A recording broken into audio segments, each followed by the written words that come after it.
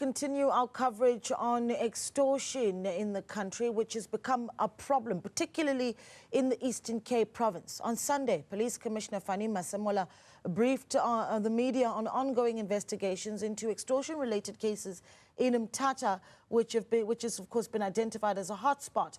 Last week, alleged extortion kingpin Dalinzolo Mareke, along with two others, were involved in a fatal shooting with police officers attached to the National Intervention Unit. Well, my colleague Aldrin Simpia is at the State House in Bisho to speak to the Premier, Oscar Mabuyane, about what's happening in the Eastern Cape. Aldrin, good morning. A very good morning to you, Naledi, as well as our viewers this morning. Indeed, we are coming live to you from the State House in Bisho, and the Premier, Oscar Mabuyane, is sitting right next to me to have this conversation that has really gripped the nation, and that is in relation to extortion. We're having a conversation a bit earlier on with my colleague speaking about it almost seems that when we look at extortion currently, Eastern Cape has become the face of extortion. But if you look at the number of cases, it is not as bad as an example compared to KwaZulu-Natal as well as compared to the Western Cape. But why has it become so rampant in this particular province? The Premier is joining us this morning to have this conversation. Remember, as you mentioned earlier on as well, he's also raised the issue around the province not having an intelligence head for over a year. Premier, very good morning to you. Thank you so much for making time for us. And when you were making that assertion about the province not having an intelligence head for over a year, you also mentioned the issue of the SANDF and maybe soldiers should be deployed. Where are you sitting right now and looking at the intervention from the National Police Minister as well as the National Police Commissioner? Do you think that is enough, or do you still believe that perhaps maybe the soldiers should still be deployed? Thank you very much, Adrian. Good morning to you and good morning to viewers. Thank you for having us. I think firstly, let me express my sincere word of gratitude to the Minister of Police. Since the last 2-3 weeks or so, there's been a great change and improvement on the ground. The effectiveness of police and the capacity that they've brought has really changed the whole ball game. So, as a Premier, I'm quite relieved, and I think with time we'll be able to actually prevail on this challenge that we're experiencing. Yes, I would still insist, because I raised the issue of the deployment of soldiers to focus more on the catalytic project. This province is underdeveloped. We just can't afford any delay on any road construction, on any key catalytic project like Mzimvubu, etc. So to have soldiers camping around, police will never have capacity to monitor every project that is happening around. But on those key multi-billion projects that are here to change the socio-economic outlook of the province, you definitely need to make sure that projects are done on time, they start on time, they are done on budget. No delays, no crises, no mafia construction that are disrupting them. So soldiers, as they are doing along borders, they can still do that, just along those sites, just to protect the fiscus. That's a point that I was making. Of course, we saw what was happening in Mthatha and Gqeberha, but with this kind of capacity Minister of Police has brought, I'm quite relieved. There's a huge progress that has been recorded over the last few weeks. Yeah.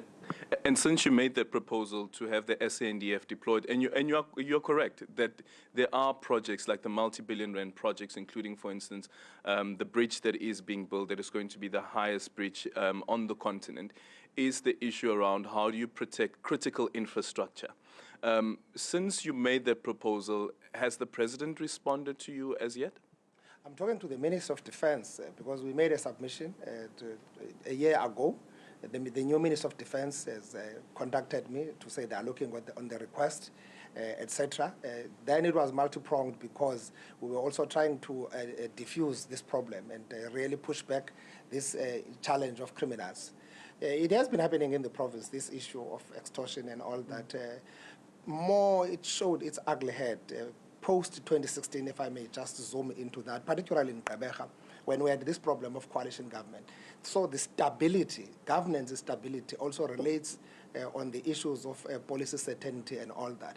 But when we had this coalition government in Gqeberha, we had about 18 SMMEs killed and with no trace, and no one reported it to have been arrested and all that. Police have been doing their level best in the province, so under-capacitated, so under-resourced. The province is so vast, it's difficult to react onto something that is happening 600 kilometers from where we are, up northeast of the province, without helicopters and all those kind of issues. So this is the point we've been raising with the Minister of Police and all that. Even the previous ministers who have been consistent.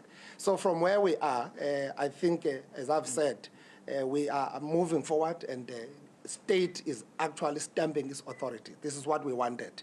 We can't have thugs and criminals undermining the state. In Gqeberha, we are dealing with gangsters in northern areas. We are dealing with Amaginza in our own black townships. So we can't allow that situation to go on unabating. So the state is in control, I can tell you. I've been getting calls from Nelson Mandela. People are saying we're feeling free, we can sleep, we see our streets are clean, and we have said let's attend to such kind of situation, mobilize our communities, and police are all out on awareness, and we're working with them. Leadership is leading them, but we need leadership. We need leadership from a ward, we need leadership in the municipality, leadership in the province, so that we are able to work together. This issue needs a sort of a bottom-up approach, because police will never be in every household. They will always be brought in. But we also need the participation of the community to make sure that police are able to do their work effectively. So this kind of a mutual relationship that we would want to see between police that are more inspiring confidence in the communities, but as well as the communities that are able to reciprocate that to police. This is what you would have wanted to see. It's now happening. People are coming forward. Since the intervention that has been made, we've got more than 30 cases of extortion reported since the launch of the extortion line. We've got also more than 30 people arrested that are linked into those. Yep. When we speak about policing from an operational level, the concerns that you've raised now, for instance, the under-resourcing and so forth, most provinces are speaking about that, and of course we know the decision that has been taken by Treasury. But when you look at the evidence that is before you, do you think that maybe a case has been made out that there should be a devolution of power when it comes to policing, because policing is currently a national competency? The Western Cape has argued for that. The IFP has also argued for that. Where does the Eastern Cape stand around that? Do you think that the province should be in charge of policing? With the experiences that we have, that can be a bad idea, but with effectiveness from the national ministry, as well as the entire criminal justice system.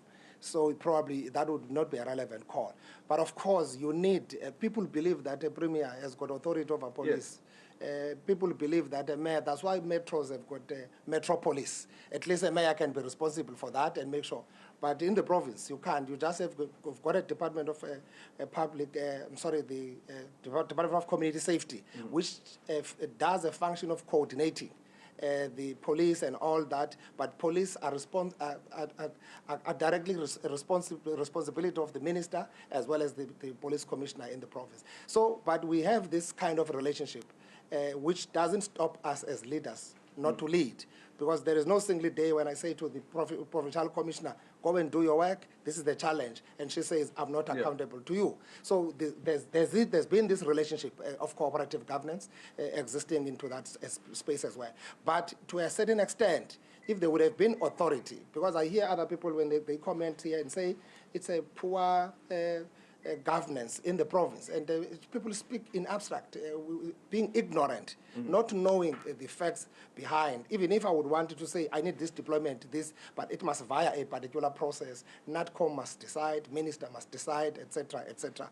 But yes, to a certain extent, there could be some that can be devolved to a province, so that we are able to actually work together better in ensuring that we're effective on the ground. Because I'm also thinking about the concern that you raised, that for over a year, the province didn't have a head of intelligence. And maybe perhaps if that head of intelligence was there and you had intelligence-driven investigations as well, you may not be sitting with this problem that you have now. Like I just pointed out, it is the Western Cape and the KwaZulu-Natal that are leading when it comes to extortion cases. But all of a sudden, the Eastern Cape has now become the face of extortion. Yes, I think we must thank our people and thank the public that they went all out. It has been very difficult for people to speak out about this issue because people are scared, people are intimidated. But few who took it to social media started to catch that fire that we needed. We've been raising this issue for the last 4 or 5 years. It has been happening, whether it has been happening at a small scale, people squeezed in their cocoon, unwilling to speak out around these issues. But now that people have spoken out, I know Eastern Cape issues are always blown out of proportion. And unfortunately, we are in this periphery. It's easy to get these things. When thugs are running out of Cape Town, they come here because they are originally coming from here. Thugs are running out of KZN, they come here. The likelihood is that they are coming from Eastern Cape. Thugs are running out of Gauteng, they come here because they are coming from this. We are a labor-sending province. Everybody goes out and come back. And they think that this is a refugee camp. They can hide easily here.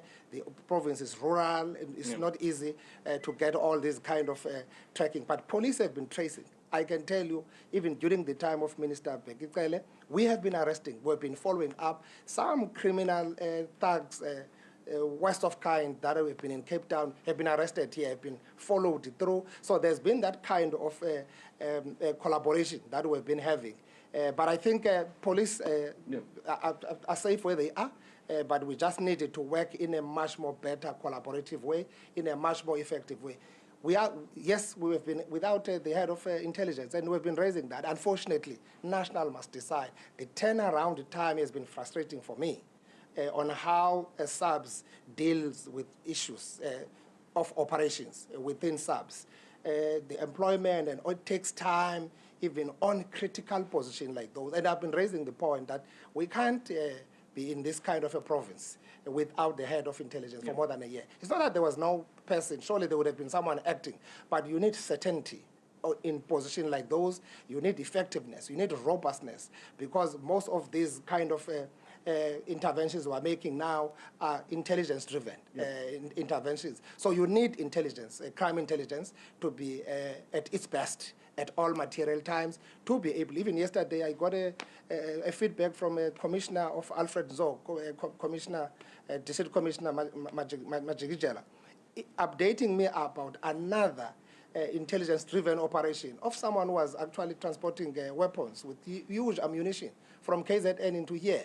That person was able to be nabbed, and I'm happy with those kind of progress. And we've been doing them. We've done some in Mpashe in this towards the end of last week. Those ones who were also arrested, also coming from KZN around Aidujwa, they were appearing in court. So there are a number of such cases, but they've been happening at a very sluggish pace because there hasn't been a focus and effort. Now that we've got detectives, we've got special teams that have been brought here, we've got combat teams that have been brought here.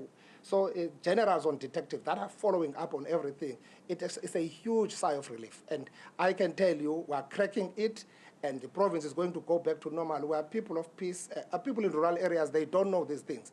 So they get shocked when they see all these kind of things. But also the business, because they needed to reach out to business.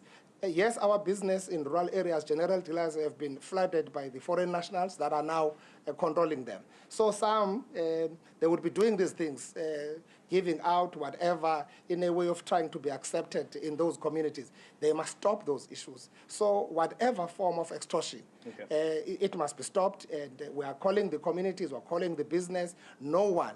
White-collar crime is another form of extortion when you get these things done in favor of that, simply because people have been mortgaged in a particular corner. So we're looking at those issues, and I'm quite happy with the progress. I think police are doing a huge progress in the province. When we come back after the break, Premier, what I want to know is whether whether the laxness of the police, and you speak about the slow pace of the police in dealing with some of these issues, could have actually influenced what we're currently seeing around the extortion cases, where you have people who ask for protection fees to protect their communities from criminals. Maybe that could be one of the reasons. That conversation with the Premier after the short session with the Premier of the Eastern Cape, Oscar Mabuyane, as we focus on crime-related, the crime situation in the province, specifically specifically extortion as well as the so-called construction mafia. Last week, there was an incident that played out in the Eastern Cape, in Mthatha, where the police were on the way to the embassy building where they have their barracks there, and they were followed by 3 men. One of those men, we understand, is Chief Mareke, or so-called Chief Mareke. They were gunned down by the police. All 3 of them died, including Chief Mareke. And I just quickly want to refer here, Premier, to the statement that was issued by the house of the so-called late Dalinzolo Mareke. And this is what they said in that statement. Chief Mareke was a dedicated champion of change, tirelessly working to combat crime and drug abuse in our community. That's how they are describing him. Because if you also look at how he became the so-called chief, it was because he was saying to the people, I will protect you from criminals, meaning that the law enforcers may have lost control of crime, and that then influences the reason why we have cases like these where individuals are saying, I'll protect this community, but of course at a fee. Well, it's one of those unfortunate situations. Well, condolences to the family. I've never heard about someone called Mareke before, up until this situation. And it also talks much about our traditional, our way of appointing the traditional leadership. I know in other areas they elected them. In other areas it goes through the genealogy, family tree, the cultural way of doing it. So it's one of those unfortunate situations. It would have been unfortunate for any law-abiding citizen to do what he did in terms of going and confront police if they would have done their search with a search warrant in his premises, and also finding wrong things in his premises. So I think police have done well, and we have said it so to police. September is the Police Safety Month, and we are commemorating it. So we can't commemorate the Police Safety Month by losing police to thugs. Anyone who points a gun to a police, that person is fighting the state. Police represent the state. So police must actually not back off. For people to have confidence. People lost confidence in our police with all manner of things. We have heard such stories there because a lot of allegations have been made. Many police are also part of the taxi industry. So even if taxi industry is fighting against each other, it's difficult for police to come in because they are in the industry themselves, owning taxis and all that. Those have been allegations happening around that space. So we want a clean, professional police service to make sure that our people are safe and our people are free. So yes, this sluggishness in responding to issues like this might have led into communities feeling that they must find ways of protecting themselves. It has happened before. Growing up during difficult time of the struggle, we used to protect our communities as volunteers, many as SDUs and all that. So it has been happening like that when people lose confidence in the state. So we lost confidence in the state before, as the apartheid state. We don't want that situation. We said our people will be free in a democratic system. Police must protect our people, and all our people must actually be free. So it's important that we underscore that one, that we should be able to look at that. And how do we make sure, as we clean the criminals on the street, but how do we look, how do we do an introspection in the police service? What kind of warm bodies do we have? We can be putting more boots on the ground, more police recruiting. Many people that will be recruited now into police service would have been on the street for long looking for jobs, being jobless. Now they are coming into this kind of job with network that they had before. So how do you disrupt such kind of community setup networks and syndicates and all that? So it's going to be important to look at police, because every time you go to Imbizo, you listen to people, a lot is being said about police and why people don't trust police and all that. But I'm quite happy so far with the work that police, there will be the few elements in the police system who might be involved in such things. But the overall police have demonstrated that they are committed into this kind of work. They are committed as patriots to protect our people on the ground. You say that you don't know Chief Mareke. King Dalingebo, the Abatembu king, had said in one of their meetings that you're actually a beneficiary of Mareke's antics and what he's been doing to these communities. You know, I've just learned, I've just realized in the province that there are some people who are easy to create diversion. when there are issues like this, they will go around, go to media studios, create diversion so that we don't focus to the real issue. So I've heard that, I've seen that, the king saying it is unfortunate to be said by someone like that. I would still appreciate, that's why I want police to investigate that. I would still appreciate him coming forward. What do you mean you want police to investigate? Did you open a case against him? Definitely we're opening a case, not only against him, but against... Sorry, Premier, just a bit slowly now. So are you saying that you have opened a case against the king, or you will be opening a case against the king? I'm opening a case. Actually, today I'll be signing of affidavit against anyone who says such things without facts, because I want us to seek the truth from facts. So he must be able to come forward and tell, because it's not only mentioning these names loosely, it's mentioning everybody, MEC. We are the face of government. We are dealing with crime. He says things loosely, recklessly like that, and I can tell you, whether he has been briefed by some or is being used by some to do what he has done, it's something else. But I want police to investigate. We said we wanted to expose every person, whether a politician, whether a what, who might happen to be in the network itself, whether it's a traditional leader itself. And we must also be alerted to the diversions.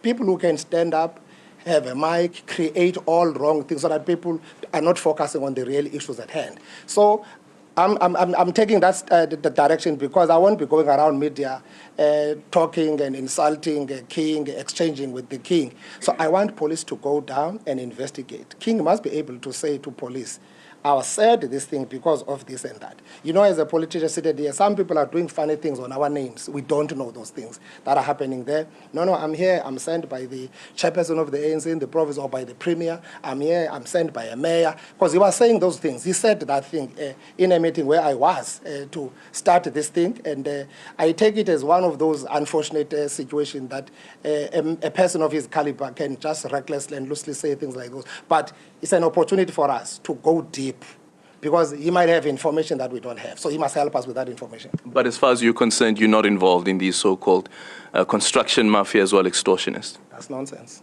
I would never be involved in something like those. I've been fighting. That's why I've been demanding police to capacitate here in South Africa, here in Eastern Cape. That's why I've been demanding soldiers to come. I'm fighting what is right for people of Eastern Cape. I'm protecting people of Eastern Cape. Thugs are pushing back. They will forever pushing back. So we've been hearing this, but also you zoom into the taxi industry. Some who are fighting against each other in the taxi industry are using these things because we must not recognize structures in the taxi industry that have been set up by their constituencies. Yep. Because if you do that, you are blackmailed. No, you are working with these as against these, as they continue fighting against each other. So we are always exposed to such, we are always subjected to that, and we don't want it to work in abstract anymore. We must work on facts. So we must deal with that. Everybody who says anything loosely, that person must be held accountable. Yeah. What do you then say to people who may argue that because of you being the first citizen of the province, the political influence that you hold, you may be able even to sway the judiciary, may be able to sway the prosecutors? And with that said also, I'd love to hear what your response is to the NPA deciding not to prosecute you in relation to the money that the public protector said you got from the money laundering allegations that she had made against you and the finding that was made against you. Did you make any representation to the NDPP? The matter has been investigated over the last 5 years or so. The decision of NPA from where I'm seated is consistent with the court judgment here in Bisho when we took the report of public protector on review. The report was set aside and reviewed by the court. Public protector had all the right to go. They were there actually defending that. They lost in the court because we had facts in place on what has actually happened. So all these issues that have been happening, I've come to a conclusion that they were just meant to push back so that we don't lead, we don't champion the renewal of the ANC that we've been championing, making ANC relevant in the modern days. So people will forever be creating these manner of stories, which is not an issue to me, because if you open a case, then the case will be investigated properly. Fortunately, I don't speak to the judiciary. Judiciary is a national competence. I always wait. I always put my case very clear. I always follow the law. I'm a law-abiding citizen. And there are people who are really digging deep to scandalize and forever scandalizing me. I've accepted that, but I always say lies have got short legs. Yeah, but after that Bisho High Court, the NPA still continued with their investigation, and still the impression that was given was that there will still be a matter that is brought against you. And that was 2022 when the Bisho High Court took that decision. Did you make any representation to the NDPP or the provincial head of prosecutions around why this matter against you should not go ahead? I never made any representation because I waited for them to investigate, finish their investigation, and tell me what next. I never made any representation. There was no need for me to make any representation to the NDP, to the DPP. To the DPP. Just a final one, the qualifications issue with Forte.